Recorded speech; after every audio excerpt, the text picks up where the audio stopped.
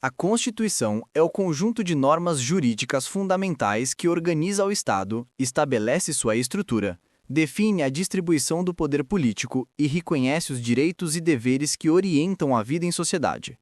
Ela funciona como a lei suprema do país, situando-se acima de todas as outras normas e servindo de parâmetro para a validade das leis infraconstitucionais.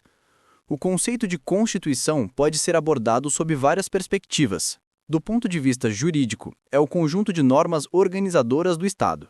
Sob o aspecto sociológico, é o resultado de forças sociais reais em determinada época. E sob a ótica política, representa a decisão fundamental sobre a forma e o exercício do poder. As classificações da Constituição também ajudam a compreender sua natureza. Quanto à forma, ela pode ser escrita ou não escrita, sendo a brasileira uma Constituição escrita e formal. Quanto à origem, pode ser outorgada, promulgada ou pactuada. A Constituição de 1988 é promulgada, resultado da atuação de representantes eleitos pelo povo. Quanto à estabilidade, pode ser rígida, semi-rígida ou flexível.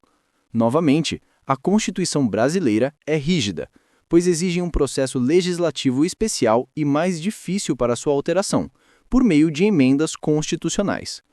Também pode ser dogmática, quando resulta de um ato deliberado de criação, como é o caso brasileiro, ou histórica, quando surge da evolução gradual e consuetudinária das instituições.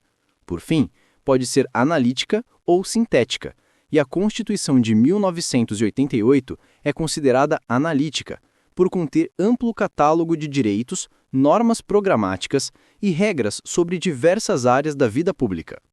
Os princípios fundamentais da Constituição de 1988 constituem a base do Estado brasileiro. Eles definem a República Federativa do Brasil como um Estado democrático de direito, federativo, com autonomia dos entes federativos, fundamentado na soberania, cidadania, dignidade da pessoa humana, valores sociais do trabalho e da livre iniciativa e no pluralismo político. Esses princípios orientam todas as ações do Estado e funcionam como núcleo interpretativo da Constituição.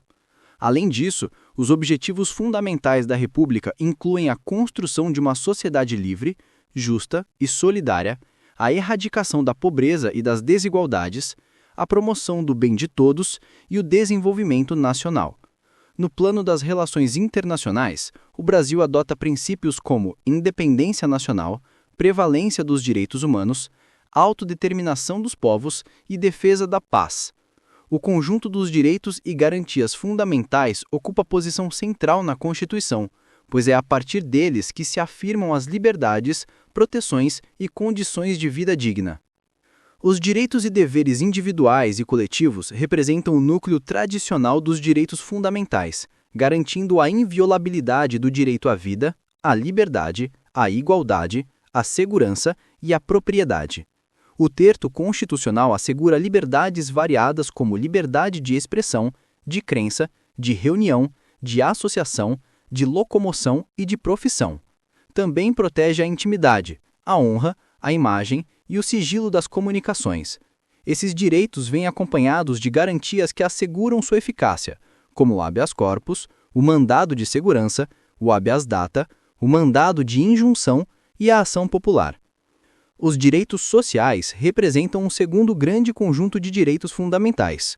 Eles dizem respeito às condições de vida material e às políticas públicas indispensáveis ao bem-estar da coletividade. O Constituinte listou entre esses direitos a educação, a saúde, o trabalho, o lazer, a segurança, a previdência social, a proteção à maternidade e à infância e a assistência aos desamparados. Esses direitos expressam o compromisso do Estado brasileiro com a redução das desigualdades e com a promoção da justiça social. Os temas da nacionalidade e da cidadania também aparecem como pilares da Constituição. A nacionalidade estabelece o vínculo jurídico e político entre o indivíduo e o Estado, definindo brasileiros natos e naturalizados e assegurando direitos e deveres decorrentes dessa relação. Já a cidadania se relaciona à participação ativa na vida política e à fruição dos direitos civis e políticos, sendo uma das bases do Estado democrático de direito. Os direitos políticos, por sua vez, regulam a participação do cidadão no processo democrático, disciplinando o alistamento eleitoral, o voto, a elegibilidade e as hipóteses de perda e suspensão desses direitos. Eles garantem que a soberania popular seja exercida por meio do sufrágio universal, do voto direto e secreto e da participação em plebiscitos, referendos e iniciativas populares. Por fim, os partidos políticos desempenham um papel essencial na mediação entre a sociedade e o Estado.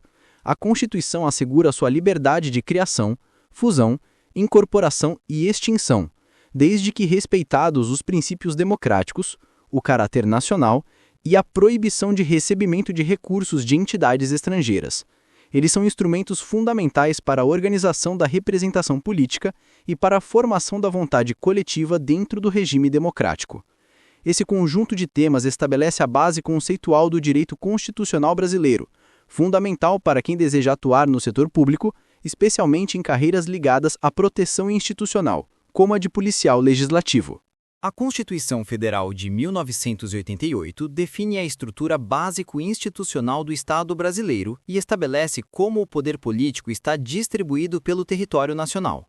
Essa estrutura recebe o nome de Organização Político-Administrativa, que compreende a União, os Estados, o Distrito Federal e os municípios, todos possuidores de autonomia política, administrativa e financeira.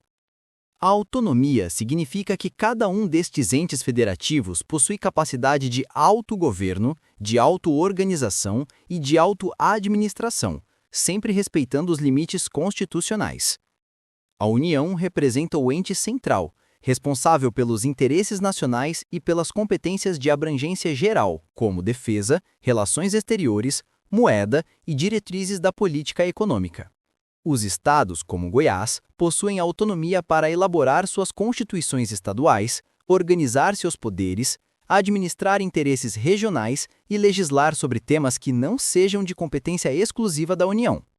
Os municípios também integram a federação, algo relativamente raro no mundo, possuindo autonomia para criar suas leis orgânicas, organizar suas administrações e legislar sobre assuntos locais. Já o Distrito Federal acumula competências dos estados e dos municípios e não pode ser dividido em municípios, sendo regido por uma lei orgânica própria. A Constituição ainda menciona os territórios, que integram a União e não dispõem de autonomia, podendo ser criados mediante lei complementar, embora atualmente o Brasil não possua territórios federais em funcionamento. A administração pública, prevista no artigo 37 da Constituição, engloba órgãos, agentes e entidades responsáveis pela execução das políticas públicas. Ela se divide em administração direta, formada pelos órgãos da União, estados, municípios e Distrito Federal, e administração indireta, composta por autarquias, fundações públicas, empresas públicas e sociedades de economia mista. Toda a atuação administrativa deve seguir os princípios da legalidade, impessoalidade, moralidade, publicidade e eficiência, conhecidos pela sigla LIMP, que funcionam como pilares éticos e operacionais da atuação estatal. A moralidade exige conduta ética, a publicidade garante transparência, a eficiência busca melhor desempenho. A legalidade obriga o administrador a só agir conforme a lei, e a impessoalidade impede favorecimentos.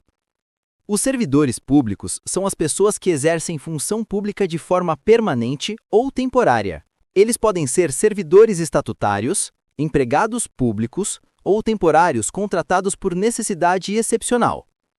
A Constituição traz regras gerais sobre ingresso por concurso público, estabilidade após 3 anos de efetivo exercício e responsabilidades administrativas, civis e penais.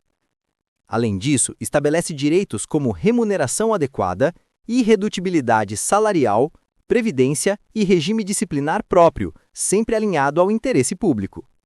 A organização dos poderes da República segue o modelo clássico proposto por Montesquieu, dividido em poder legislativo, poder executivo e poder judiciário, sendo independentes e harmônicos entre si. O poder legislativo é responsável por legislar, fiscalizar e representar a população. No âmbito federal, ele é bicameral, composto pela Câmara dos Deputados e pelo Senado Federal. Nos estados, como Goiás, o legislativo é representado pelas assembleias legislativas, nos municípios, pelas câmaras municipais. Entre suas funções estão elaborar leis, fiscalizar os atos do executivo, aprovar contas e autorizar determinadas ações governamentais. O Poder Executivo é responsável por administrar o Estado, executar políticas públicas e dirigir a máquina administrativa. Na esfera federal, é exercido pelo Presidente da República, nos estados pelos governadores, no Distrito Federal pelo governador do DF e nos municípios pelos prefeitos. Sua atuação deve respeitar a Constituição e as leis, sempre voltada para o interesse coletivo. O Poder Judiciário exerce a função de garantir o cumprimento das leis, solucionar conflitos e proteger direitos. Ele é composto por diversos órgãos, como o Supremo Tribunal Federal, Superior Tribunal de Justiça, Tribunais Regionais Federais, Tribunais de Justiça Estaduais, Justiça do Trabalho, Justiça Eleitoral, Justiça Militar e Justiça Federal. A independência do Judiciário é fundamental para assegurar que nenhum outro poder interfira na aplicação da justiça. Essa estrutura, como um todo, busca garantir equilíbrio, distribuição adequada de competências e proteção dos direitos fundamentais. A coexistência dos três poderes, aliada à autonomia dos entes federativos e aos princípios da administração pública, compõe o modelo de Estado democrático brasileiro e sustenta o funcionamento das instituições e serviços que atendem à população.